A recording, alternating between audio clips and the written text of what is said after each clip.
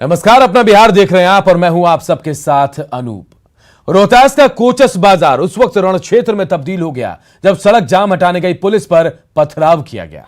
बाद में पुलिस ने हंगामा कर रहे लोगों को वहां से खदेड़ा। मामला कोचस के 12डी गांव का है, जहां बिजली का पोल गाड़ने को लेकर दो पक्ष भिड़ गए और फायरिंग भी की गई। इसमें 3 लोग जख्मी हुए हैं। बाद में भड़के लोगों ने कोचस बाजार में सड़क जाम कर दिया। जब पुलिस मौके पर पहुंची तो उस पर भी पथराव किया गया। थोड़ी देर के लिए यहां अफरा तफरी मच गई। बाद में पुलिस ने हंगामा कर रहे लोगों को खदेड़ा है।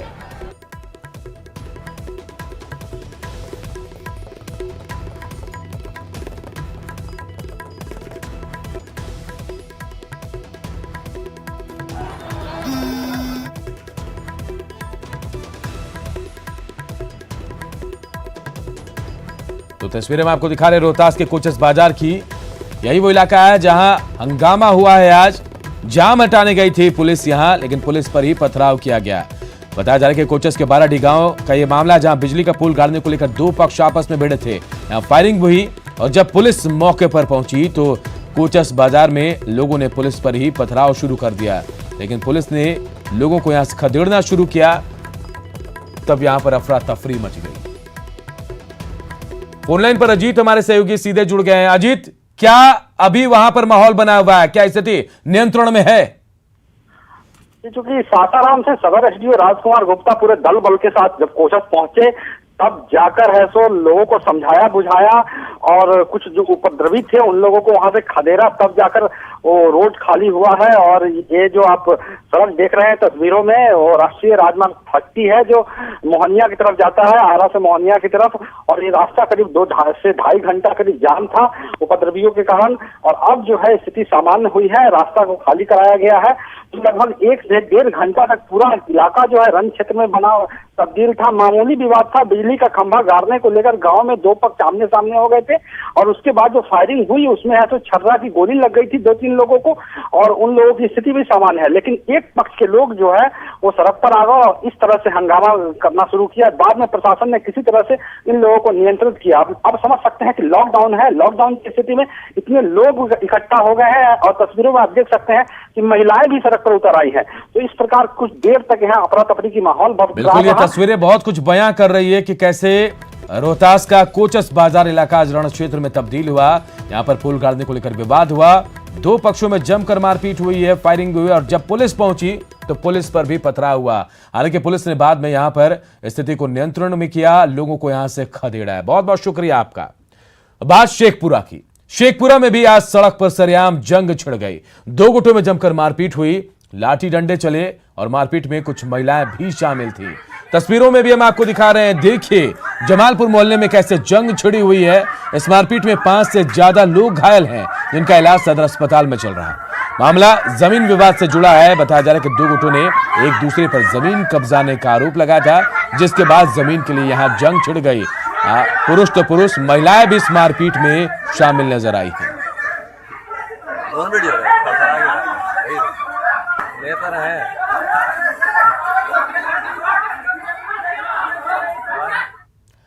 तो शेखपुरा में सड़क पर सरेआम जंग छिड़ गई तो 2 गुटों में जमकर मारपीट हुई, लाठी डंडे चले। मारपीट में कुछ महिलाएं शामिल थी। तस्वीरों में हमने आपको दिखाया कि कैसे जमालपुर मोहल्ले में जंग छिड़ी और इस मारपीट में 5 से ज्यादा लोग घायल हुए हैं। उनका इलाज सदर अस्पताल में चल रहा है।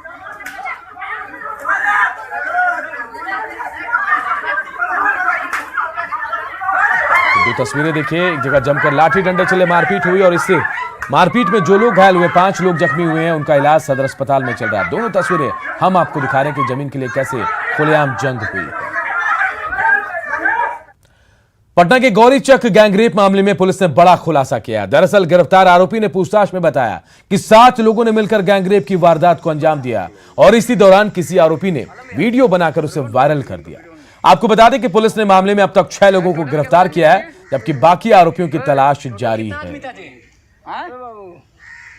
वीडियो 7 आदमी और 3 वो गौरी के साथ 10 आदमी था टोटल। हाँ, ये महिला कहाँ से लाए थे लोग? ये तो है क्या सर, तो ये महिला कैसे इन लोग के पास आ गया? बुलाया था कच्चू वाला गौरी वाला। कोची का के बुलाया? रास्ता भटक गई थी क्या वो? नहीं तो पैसा को लाया था। अच्छा, वीडियो वायरल कौन किया तो बताओ। वीडियो वायरल तो सर पता नहीं लग रहा है। वीडियो तुम ही बनाया था? नहीं सर।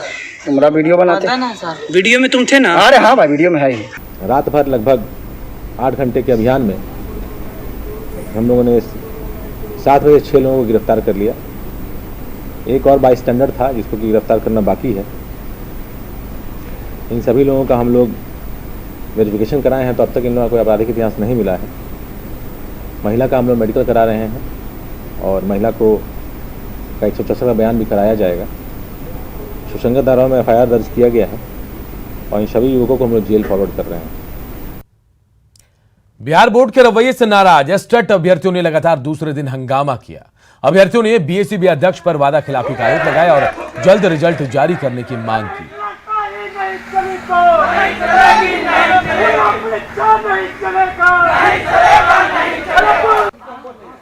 STET रिजल्ट जारी करने की मांग को लेकर दूसरे दिन भी STET अभ्यर्थी बिहार बोर्ड के बाहर प्रदर्शन करने के लिए पहुंच गए हैं और तकरीबन 1 घंटे से लगातार बिहार विद्यालय परीक्षा समिति के अध्यक्ष से मुलाकात करने की कोशिश कर रहे हैं, लेकिन कोई जवाब नहीं मिल रहा है। आपको हम सीधी तस्वीर दिखा रहे हैं। देखिए बिहार विद्यालय परीक्षा समिति के गेट पर किस तरह से जो दर्जनों अभ्यर्थी है वो लगातार आवाज उठा रहे हैं और नारेबाजी कर रहे हैं कि STET रिजल्ट जारी करो।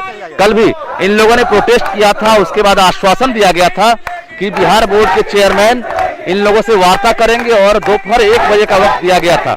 लेकिन जब अभ्यर्थी यहाँ पहुंचे हैं उसके बाद कोई जवाब नहीं दिया जा रहा है, जिसके बाद देख सकते हैं आप कि किस तरह से प्रोटेस्ट किया जा रहा है। लगातार सरकार के खिलाफ नारेबाजी लग रही है। यानी 28 जनवरी 2020 को ये परीक्षा की गई थी, जिसके बाद इस परीक्षा को रिजल्ट के आने के वक्त रद्द कर दिया गया था, ये कहकर कि परीक्षा में धांधली हुई है और पुनर्परीक्षा लेने की बात कही गई है। हम सीधे बात करते हैं कि आखिर क्या डिमांड है, चूंकि लगातार ये लोग प्रोटेस्ट कर रहे हैं। क्या मांग है आप लोग? कैसे? देखिए हम लोग एस्टेट अभ्यर्थी हैं। हम लोग कल से ही यहाँ पर आंदोलन कर रहे हैं। हम लोग कल 10,000 छात्र यहाँ पर एकत्रित हुए थे। तब आनंद किशोर जी हम लोग के पास आए और लिखित आश्वासन दिए थे कि आप लोग, कल हम लोग आए थे तो बोले कि कल आप लोग चल जाइए। आज के दिन 12 बजे डेट मिला था कि 12 बजे हम आप लोग से मिलेंगे। लेकिन आज जब हम लोग आते हैं और मिलते हैं तो साफ कहते हैं अपना अधिकारी के भेजे और बोले कि जा करके कह दीजिए कि हम लोग नहीं, हम उन लोग से नहीं मिल पाएंगे। लोग बिल्कुल तनाशाह हैं, कुछ सुनने के लिए तैयार नहीं है। हम लोग कब 1.5 घंटा से यहाँ पर बैठे हुए हैं, नारा लगा रहे हैं, लेकिन कोई भी पदाधिकारी कोई भी स्पष्टजनक जवाब नहीं दे रहा है और नहीं हमारी बातों को सुन रहा है। हम लोग कह रहे हैं कि हम लोग को रिटर्न में दे दिया जाए कि आप लोग क्यों नहीं मिल रहे हैं और स्टेट का एग्जाम क्यों रद्द किया गया। साफ तौर पर कह रहे हैं कि परीक्षा में कोई धांधली नहीं हुई थी। बताते चलूं कि 28 जनवरी 2020 को राज्य भर में STET की परीक्षा ली गई थी, जिसके बाद बिहार विद्यालय परीक्षा समिति के चेयरमैन आनंद किशोर ने साफ कहा था कि परीक्षा में धांधली नहीं हुई।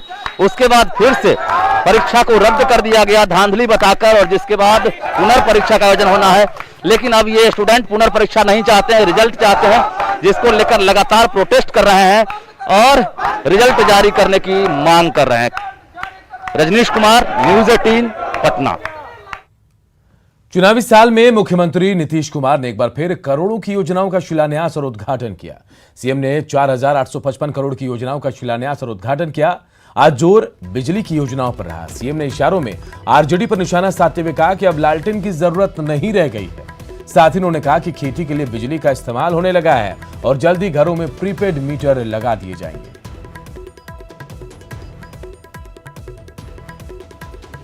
तो भाई लालटेन ढिबरी इसी के सहारे न चलता था। अब आजकल लालटेन का कोई जरूरत खत्म हो गया, अब बिजली आ गया। और आप देख लीजिए कि एक रोज तो सब लोग थे, हमारे डिप्टी सीएम भी थे। एक बार वहां से गया से हम लोग चले हैं शाम में, गया से शाम में चले और पटना आ रहे थे हेलीकॉप्टर से। और क्या दृश्य था साहब। अब तो चूंकि जो हेलीकॉप्टर है अभी राज्य सरकार के पास, वो शाम के बाद भी चलता है, यानी उन जगहों से जहां पर रात में भी रोशनी है, और पटना एयरपोर्ट पर भी अब है। कहने के लिए तो बयानबाजी के लिए लोग कुछ भी देते हैं और लोगों को पब्लिसिटी भी मिलती रहती है, लेकिन ये क्या पब्लिसिटी है। जरा हम पब्लिसिटी देने वाले लोगों को भी कहेंगे कि जरा दिल से पूछिए, दिल से पूछिए क्या स्थिति थी और अब आज क्या स्थिति है। बिहार विधानसभा चुनाव की तैयारियों में सत्ताधारी एनडीए के नेता जुट गए हैं। बीजेपी और जेडीयू के नेता अपनी अपनी रणनीति बनाने में जुटे हैं, लेकिन इस बार बीजेपी और जेडीयू के सामने ऊहापोह की स्थिति होगी, क्योंकि 2015 में बीजेपी ने कई सीटें जेडीयू से जीती थी, जबकि जेडीयू ने भी बीजेपी को हराकर कई सीटों पर कब्जा किया था। अब दोनों दल गठबंधन में है। ऐसे में इस बार का विधानसभा चुनाव जो है, इसमें कहा जा रहा है कि समय आने पर सीटों का मुद्दा सुलझा लिया जाएगा। वहीं विरोधी महागठबंधन के नेताओं का दावा है कि एनडीए में भगदड़ मचेगी और उसका फायदा महागठबंधन को मिलेगा। देखिए, सभी की अपनी परंपरागत सीटें हैं और अपनी चर्चा सब कोई कर रहे हैं। इसका कोई यह समय नहीं है। जब समय आएगा तो हम जरूर इस पर चर्चा करेंगे। देखिए, एक तो पहले जो मानसिकता जो दोनों पार्टी का है बड़ी एक रही है, लंबे समय से ये गठबंधन रहा है, तो मानसिक तौर पर हम बड़ी बैलेंस रहते हैं। जब भाजपा के साथ हमारी गठबंधन होती है, नेता और मुख्यमंत्री जी जब बैठेंगे तो ये बिल्कुल ही समस्या समाधान होगी। किसी प्रकार की ऐसी मैसेज नहीं जाएगी बाहर कि कोई तालमेल में कोई गड़बड़ी हो रही है, और सब कुछ एडजस्ट कर दिया जाएगा, कहीं कोई गड़बड़ नहीं होगी। मुझे लगता है कि जेडीयू और भारतीय जनता पार्टी के जो विधानसभा क्षेत्र वाइज देखिएगा अंतर कलह बढ़ेगा। जेडीयू और भारतीय जनता पार्टी के वो प्रत्याशी जो पिछले बार सेकंड किए होंगे, आपस में एक दूसरे को हराए होंगे, वह इस बार भारतीय जनता पार्टी और जेडीयू के अधिकृत प्रत्याशी को हराने का प्रयास करेंगे। वो महागठबंधन के लिए एक बड़ा लाभदायक कदम भी होगा। इन दिनों बिहार की सियासत में दल बदल का खेल चरम पर है, खासकर आरजेडी और जेडीयू के बीच। इन दोनों दलों के विधायक अपनी सियासी जमीन को समीकरण के हिसाब से बनाए रखने के लिए दल बदलने से थोड़ा भी गुरेज नहीं कर रहे हैं। वहीं इन दोनों के बीच जारी इस दल बदल के कारण बीजेपी और एलजेपी के पेशानी पर बल पड़ रहा है। इसकी वजह है परंपरागत सीट।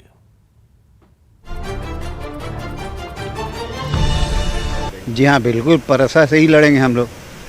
और जहाँ तक चुनावी तैयारी की बात है, ये मेरे लिए कोई नया सीट नहीं है। निश्चित तौर पर कुछ ना कुछ तैयारी करनी पड़ती है, तो तैयारी सब चल रहा है, हमारे वर्कर लगे हुए हैं। 24 घंटे भी नहीं बीते चंद्रिका राय को आरजेडी छोड़ जेडीयू का दामन थामे और सीट को लेकर दमखम से दावा ठोक दिया। चंद्रिका राय ऐसे दावा करने वाले अकेले नहीं हैं। चंद्रिका राय के साथ ही आरजेडी से नाता तोड़ जेडीयू में आए जयवर्धन यादव भी कहते हैं कि परंपरागत सीट सबको प्यारी होती है। हालांकि जयवर्धन यादव जरूर कहते हैं कि पार्टी का फैसला उन्हें मान्य होगा। देखिए, मैंने पार्टी के सामने ये प्रस्ताव दे करके जदयू नहीं ज्वाइन किया था कि मैं पालीगंज से ही लड़ना चाहता हूँ। हाँ, मैं वहाँ से सिटिंग विधायक हूँ, लेकिन दल का जो निर्णय होगा वही मुझे मान्य होगा। दरअसल आरजेडी से कई ऐसे विधायक जेडीयू में शामिल हुए हैं जो पिछले चुनाव में मौजूदा एनडीए के घटक दल बीजेपी और एलजेपी के प्रत्याशी को हराकर जीते थे।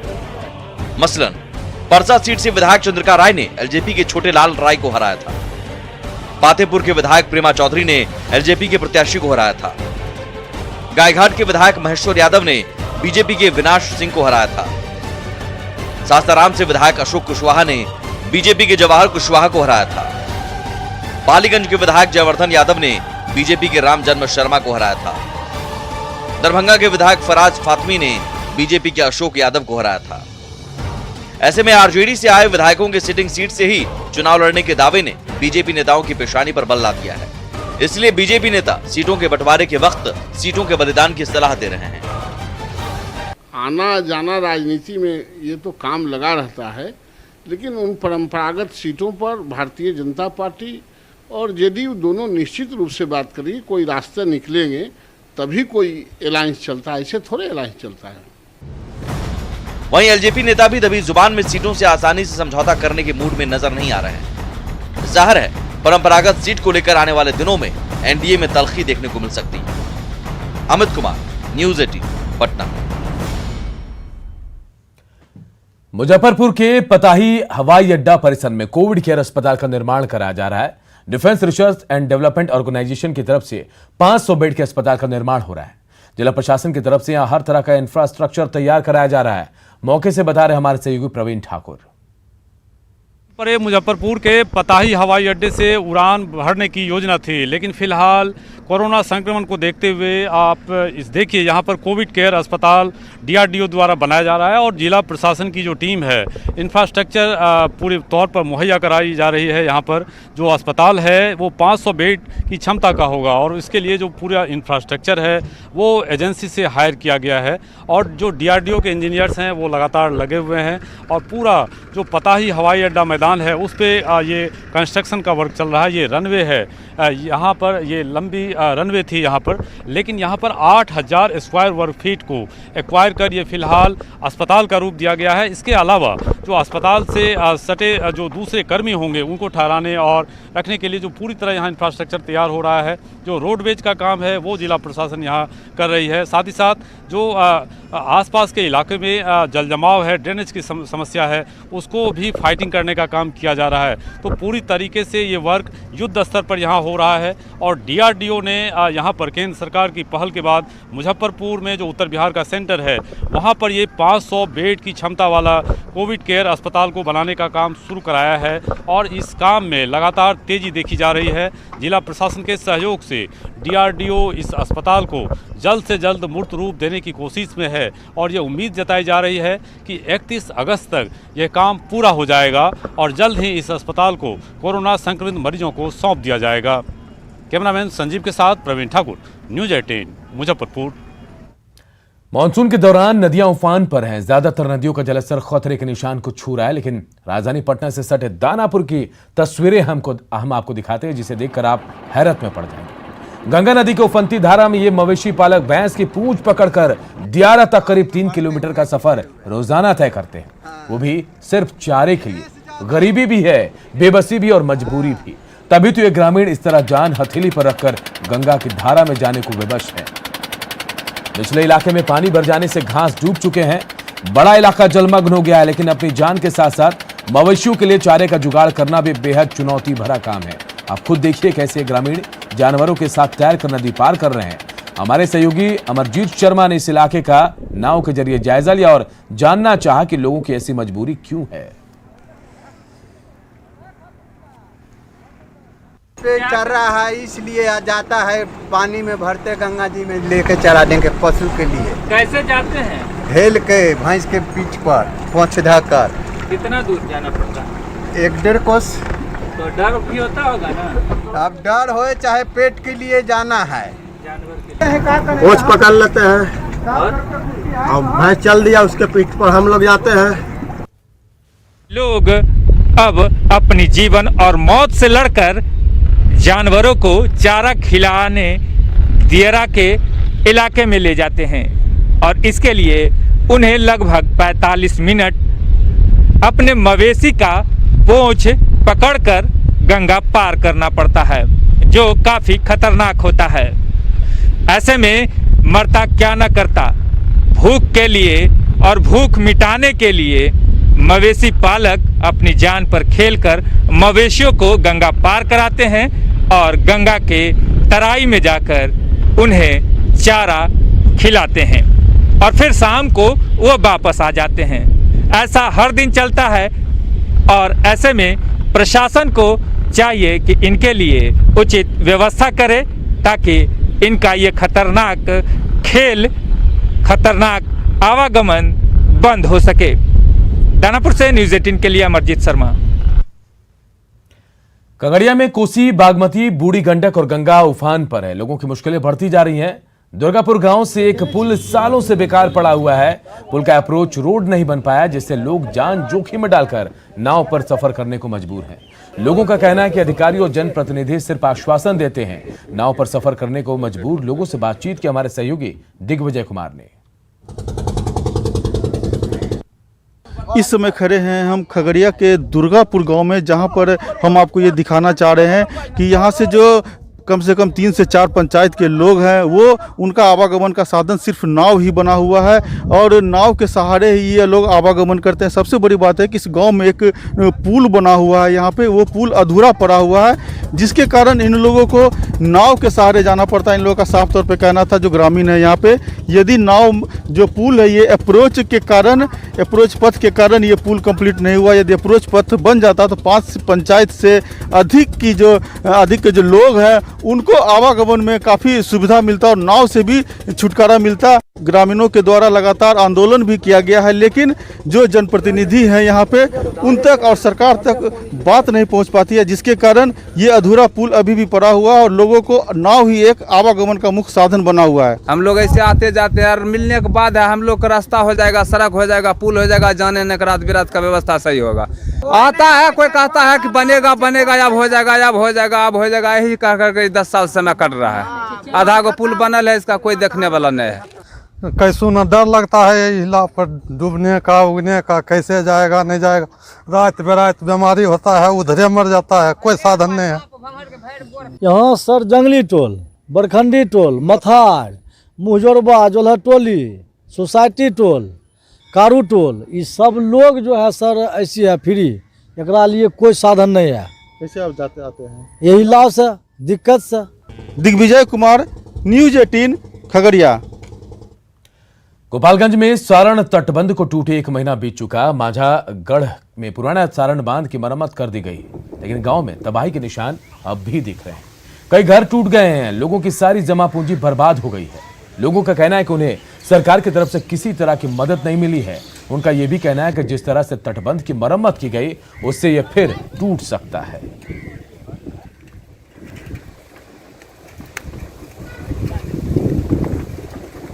हम लोग बांधे पर सब आदमी रहते हैं और घर द्वार सब ऊंचा फंस गई।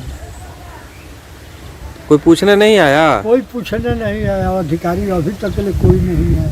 पानी आयल तो हमार सब सामान दह गए, घर दलान सब टूट गए, गहना गुड़िया अनाज पानी सब दहा गए, कुछ नहीं थे। बहाना पर बानी सब अभी ले कोई कोनो फंड ना आए, हाँ हई मिली हो मिली, कुछ नहीं। बाढ़ की चपेट में आए दरभंगा के कुशेश्वर स्थान में नाव ही लोगों का सहारा है। सड़कें बाढ़ के पानी में डूबी और लोग गांव के स्कूल में शरण लिए हुए हैं। थाने में भी पानी जमा और कर्मचारी किसी तरह काम कर रहे हैं।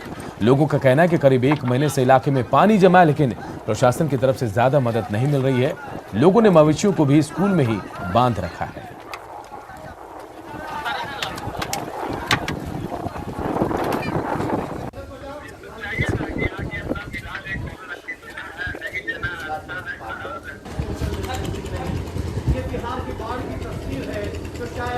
यहाँ लमसम 20 से 25 दिन हो गया है।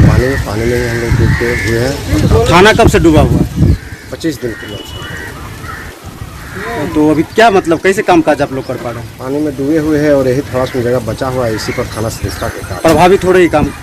प्रभावित तो नहीं हो रही, कार्य तो करने में कठिनाइयाँ हो रही है। और इस बुलेटिन में फिलहाल इतना ही, लेकिन खबरें लगातार जारी है। देखते रहिए न्यूज़ 18 बिहार झारखंड।